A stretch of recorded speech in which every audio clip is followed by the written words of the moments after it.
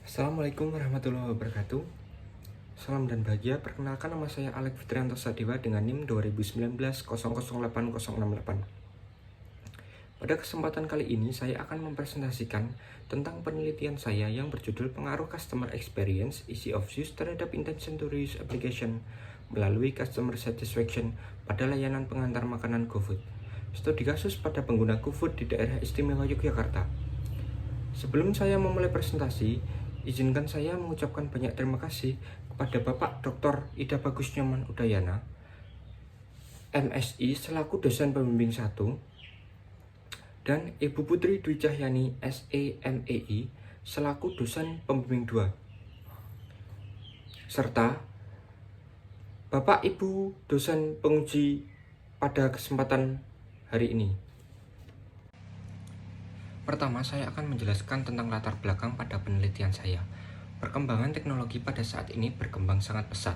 Perkembangan ini berdampak sangat baik pada masyarakat yang tentunya sangat menginginkan hal yang serba instan dan mudah.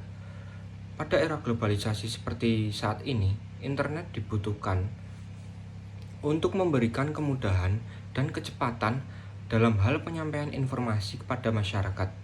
Internet dapat diakses dengan sangat mudah, walaupun hanya dengan telepon pintar. Peran internet pada masyarakat bukan hanya dalam menyampaikan informasi, namun banyak hal yang dapat diakses melalui internet. Seperti hanya membeli barang melalui internet, bahkan memesan makanan bisa lewat internet dengan layanan via aplikasi online.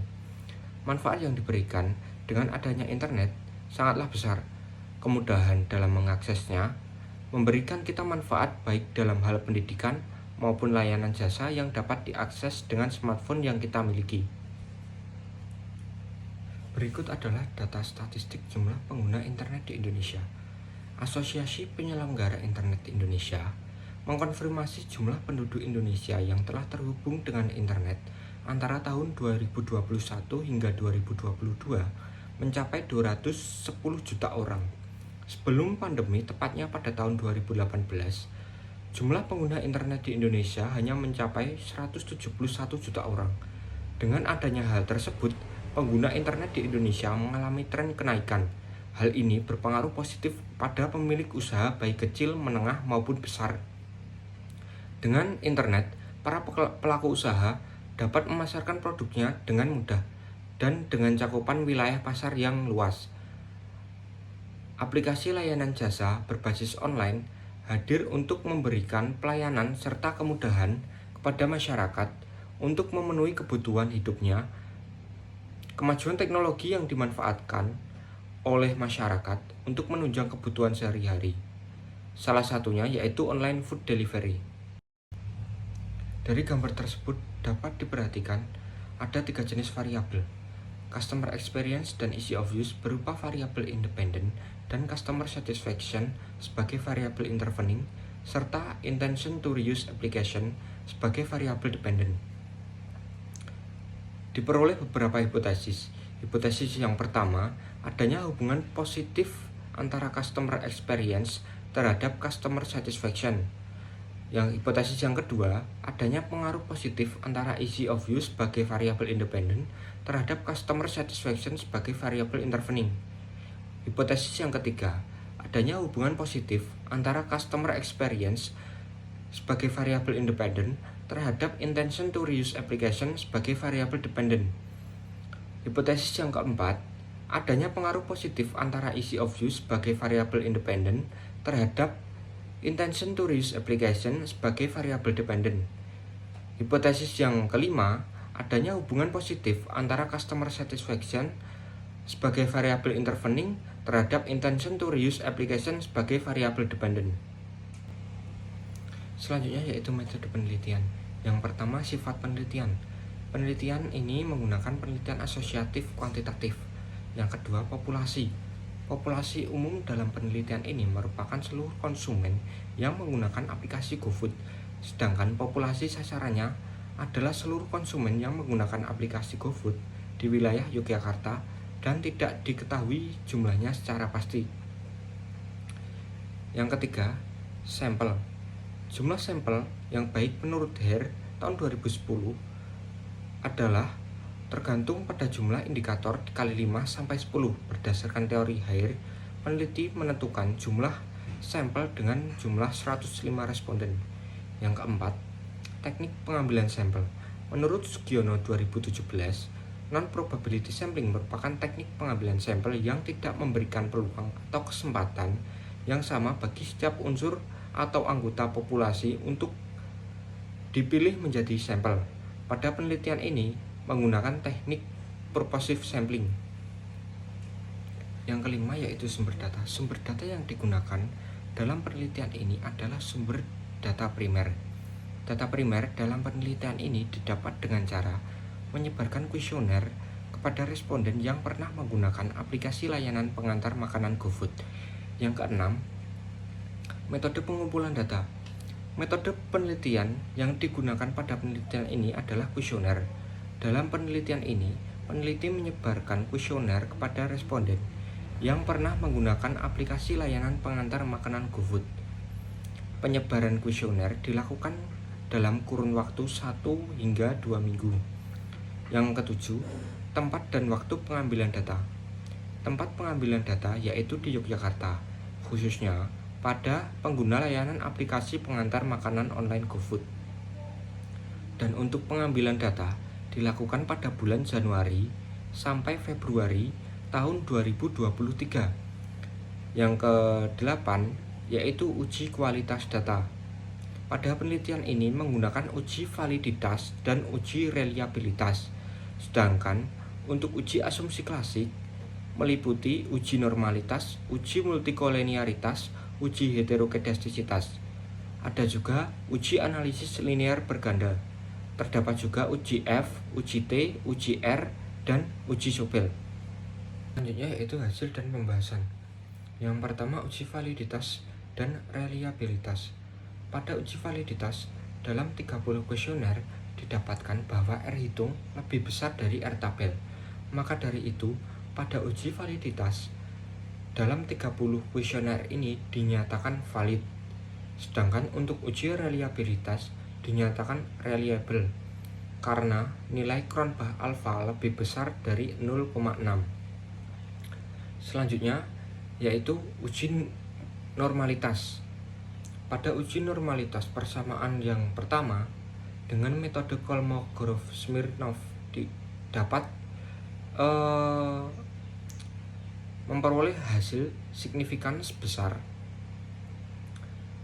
0,065 kurang dari 0,05. Maka sesuai dengan dasar pengambilan keputusan dalam uji normalitas Kolmogorov-Smirnov test, maka pada persamaan 1 nilai residual terstandarisasi berdistribusi normal. Sedangkan untuk uji normalitas persamaan kedua didapatkan nilai signifikan sebesar 0,072 kurang dari 0,05. Maka sesuai dengan dasar pengambilan keputusan dalam uji normalitas Kolmogorov-Smirnov test, maka pada persamaan kedua nilai residual terstandarisasi berdistribusi normal. Yang ketiga, uji multikoleniaritas.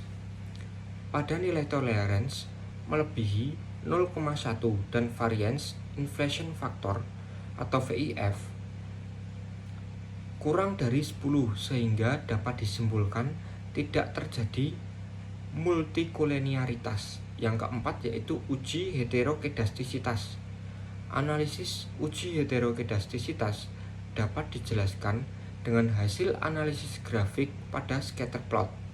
Titik yang terbentuk pada grafik harus menyebar secara acak, baik tersebar di atas maupun di bawah angka 0 pada sumbu Y. Apabila itu terpenuhi, maka tidak terjadi heterokedastisitas dan model regresi layak digunakan. Berikutnya, uji regresi linear berganda. Pada persamaan regresi linear 1, Z sama dengan 0,220 X1 ditambah 0,632 X2 ditambah E. Pada persamaan regresi linear 2, Y sama dengan negatif 0,164 X1 ditambah 0,605 X2 ditambah 0,454 Z ditambah E. Selanjutnya, hasil uji T atau uji parsial berdasarkan pengujian pada variabel customer experience didapatkan nilai T hitung yakni 2,423, sedangkan T tabelnya yaitu 1,659 dengan nilai signifikansi 0,017 kurang dari 0,05. Yang kedua, berdasarkan pengujian pada variabel ease of use didapatkan nilai T hitung yakni 6,953, sedangkan T tabelnya yaitu 1,659. Kemudian didapatkan nilai signifikansi 0,000 kurang dari 0,05. Yang ketiga, berdasarkan pengujian pada variabel customer experience didapatkan nilai T hitung yakni negatif 2,146. Kemudian didapatkan nilai signifikansi 0,034 kurang dari 0,05. Yang keempat, berdasarkan pengujian pada variabel ease of use didapatkan nilai T hitung yakni 6,728. Kemudian didapatkan nilai signifikansi 0,000 kurang dari 0,05. Yang kelima, yaitu berdasarkan pengujian pada variabel customer satisfaction didapatkan nilai T hitung yakni 5,642. Kemudian didapatkan nilai signifikansi 0,000 kurang dari 0,05. Selanjutnya yaitu uji F atau uji simultan. Pada uji F persamaan 1, F hitung sebesar 102,486 dengan probabilitas sebesar 0,000, signifikan F hitung kurang dari 5%, yaitu sebesar 0,000 kurang dari 0,05. Pada uji F persamaan kedua, F hitung sebesar 120,238 dengan signifikansi 0,000 kurang dari 0,05. Berikutnya yaitu uji koefisien determinasi atau uji R.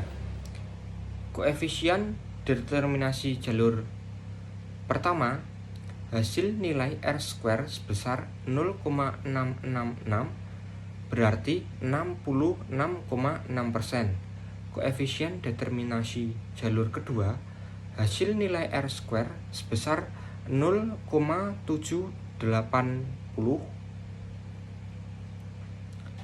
berarti 78,0%.